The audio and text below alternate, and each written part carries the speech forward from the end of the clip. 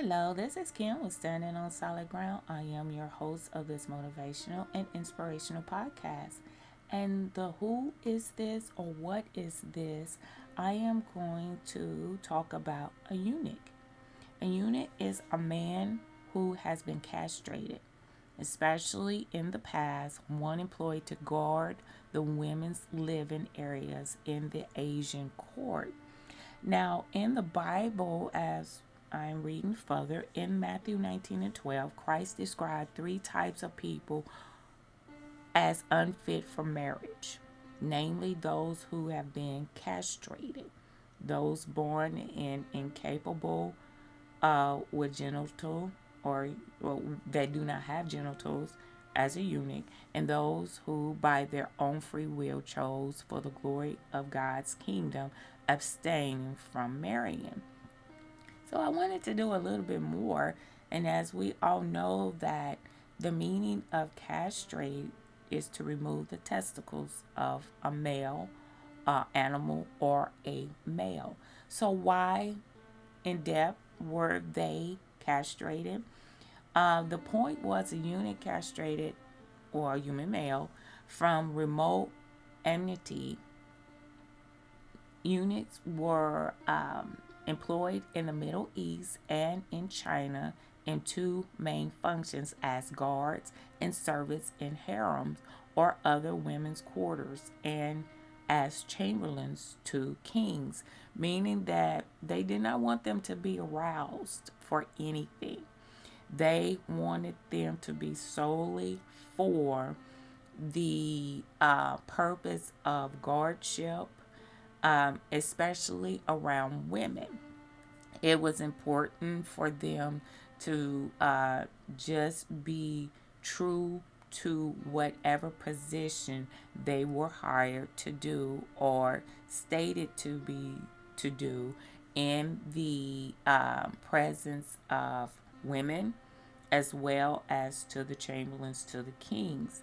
Now, the reasons why I have ran across the word quite often, also in Second Kings and 20, is where I actually discover the word eunuch. And, I just like, wow, okay, what exactly is this person, or is this something that that they use in replace of something else? So it is in referring to a person or a male that they are eunuchs.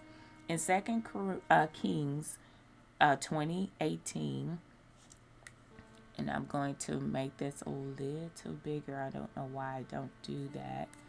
Um, and some of your descendants, your own flesh and blood, who will be born to you, will be taken away, and they will become eunuchs in the palace of the king of Babylon.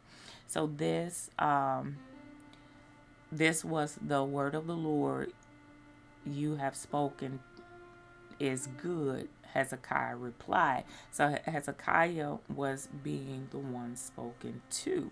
And this came from God Himself, that the male children were going to be removed and become eunuchs in the palace of the king. So this was something that was practiced um, way back when, in the times of the Old Testament, when servitude, when it's a servant of kings, and especially around harem of women, because hormones would have been going crazy if they were around women or harems in this time. And it was already off the chain, because that's why the Ten Commandments came into play, where God had to put some laws down, because things was really getting out of hand, and especially with sexual perversion, whether it's for women or to children.